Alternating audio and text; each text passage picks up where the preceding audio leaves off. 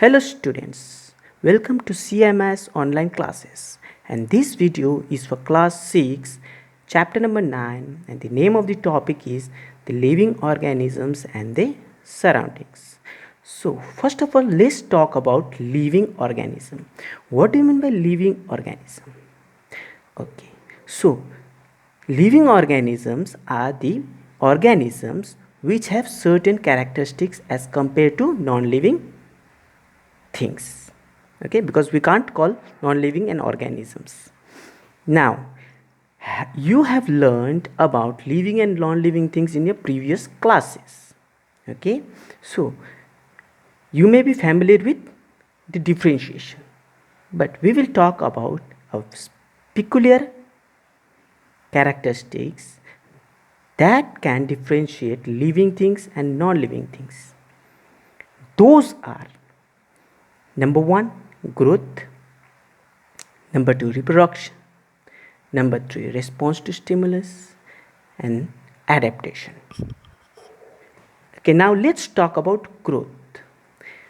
The first point is growth. So what do you mean by growth? Growth is seen in living things, but we can't observe in non-living things. Okay, growth means development of a body or a mental intelligence. Okay, so if you have seen a plant, first of all it grows into a seedlings. From seedlings it grows into a small plant, then it grows into a big plant. Similarly, in animals and in human beings, a baby animal, a baby humans grow into a adult animals or adult humans, and that is not observed in non-living things. The second is reproduction. That means reproduce. Living things reproduce, but non-living things, they don't reproduce. Reproduce means to birth of a new ones. That means living things, they reproduce of the same kind, but non-living things, they don't reproduce. Third one is response to stimulus. Means living things react when external or other some force or something happens from the environment. As for example, if a boy is being hit by something, he will respond. He or she will cry. Similarly, non-living things, they don't respond. If you hit a table, will the table respond? No. In the similar way, if you hit a car, will they cry? No. Okay, so response to stimulus means to respond with external force. And the last one is adaptations. Adaptation means to adjust in a environment. Okay, it can be temporary or it can be permanent. As for example, living things, they adjust in certain places. As for example, camel have an adaptation to live in a hot place. Similarly, polar bear has an adaptation to live in a cold places. Okay, in this similar way, human beings, they adapt in all type of condition, but it's not possible to live in extreme condition. We have some limitations. In this similar way, non-living things, they don't adapt themselves. Okay, so this was all about different characteristics. Now, to fulfill these above characteristics, living things, where they can live, and that place is called habitat. Okay, so habitat is a place where living organism live. So in biosphere, we have 3 main habitats for living organisms. Okay, biospheres. Okay, now let's talk about this word biosphere. What do you mean by bio? As we all know, bio means life. Okay, so biospheres means those place where life exists. So, as already told, that biosphere means where life exists. Then we have three types of or three main habitats for living organism in a biosphere. Number one is terrestrial habitat. Number two is aquatic habitat. Number three is arboreal or aerial habitats. So let's talk about terrestrial first of all. Terrestrial means land. Terrestrial means land. Okay, so those organisms that live, grow, and propagate, that means to fulfill their needs on land, are known as terrestrial organisms or terrestrial animals, and their habitat is called terrestrial habitats. Okay, example: humans, tiger, plants. Plants also is included in terrestrial as they grow in land.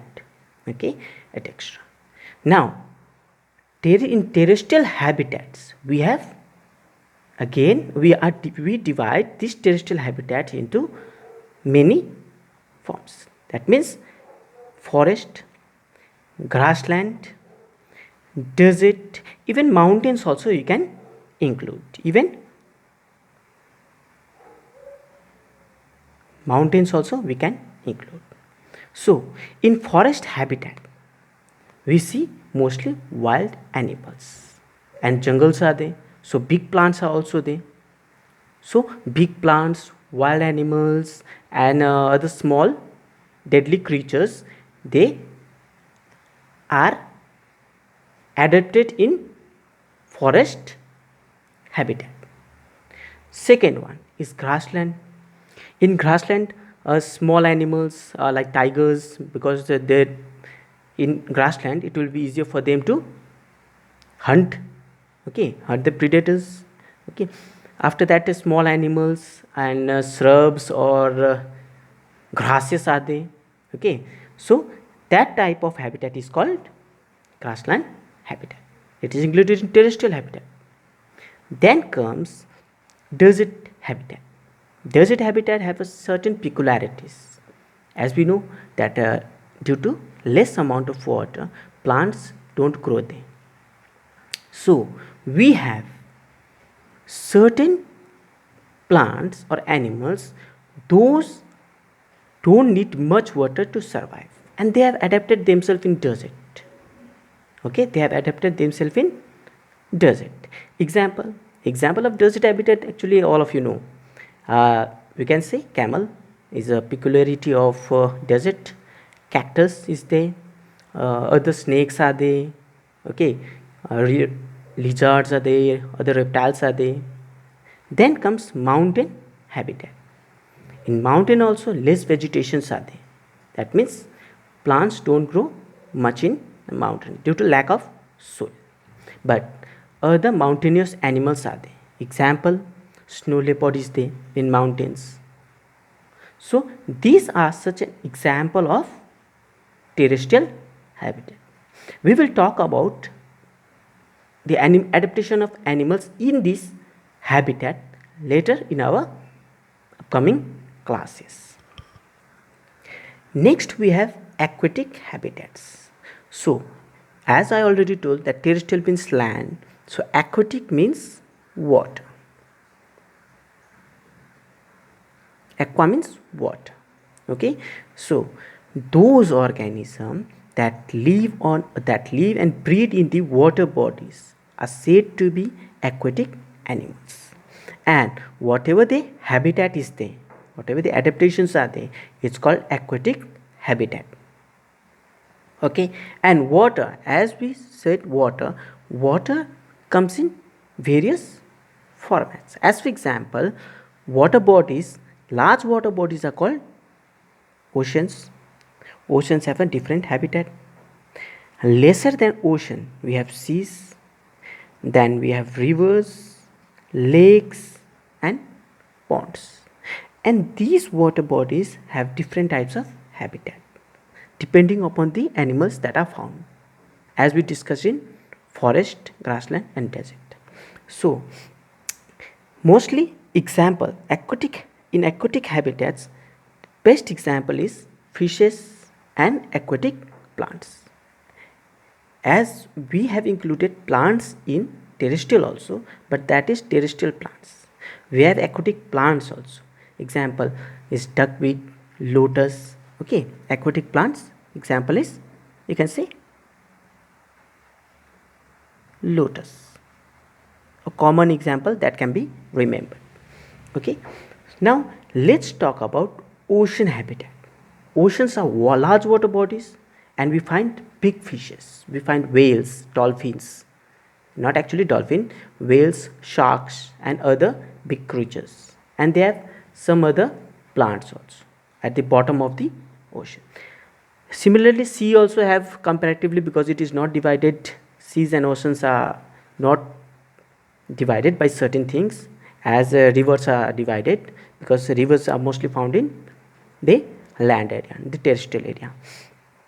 So rivers have another different types of habitat. Example, we can, in rivers we can see crocodiles, small fishes, okay, and lakes. In lakes also we can see fishes mostly, and mostly plants are found in lakes.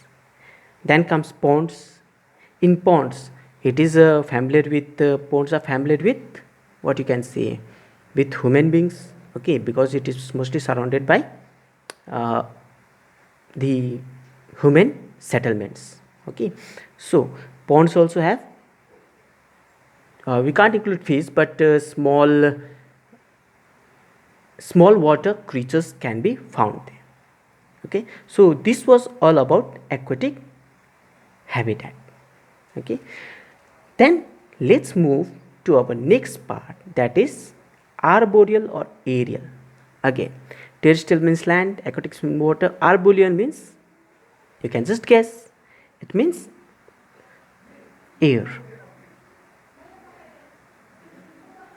Okay, it means air, or uh, in the atmosphere, you can say in the atmosphere, or not in land and not in water. Okay, so organism that uses trees or the atmosphere or the air for the activities are known as arboreal animals. Example, birds are there. We can include monkeys also. Why we have included monkeys?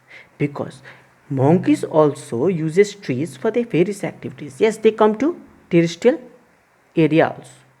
Okay, but we have included monkeys in arboreal habitat.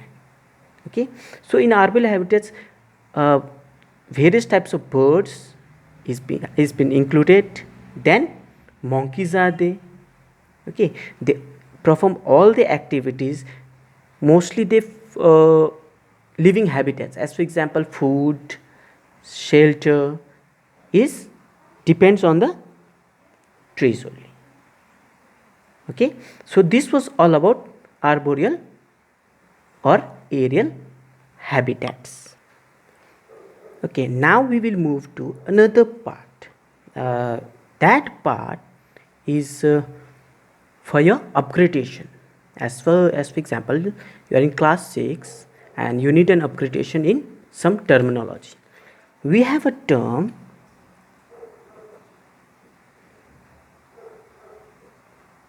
biotic and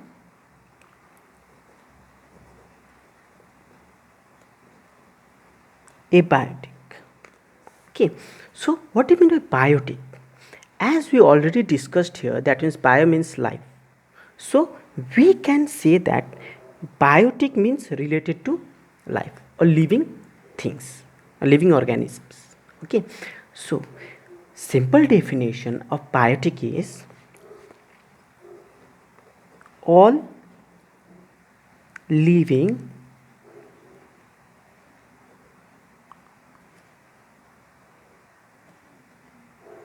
organisms are termed as biotic. termed as biotic components.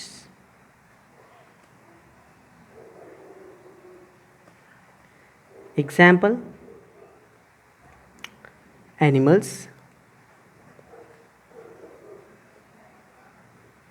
plants, right?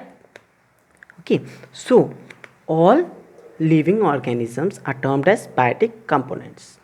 Example: animals and plants. Similarly, you can guess what do you mean by abiotic. So abiotic means all living, all non-living components.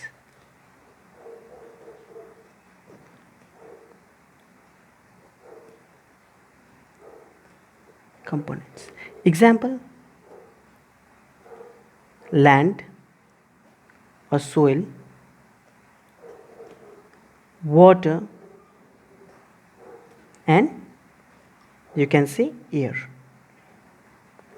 Okay, so you must be confused with these two things, because for living things and non-living things we have simple word, living things and non-living things. But why we are using this terminology, biotic and abiotic? It is similar. We are using this terminology for our environment.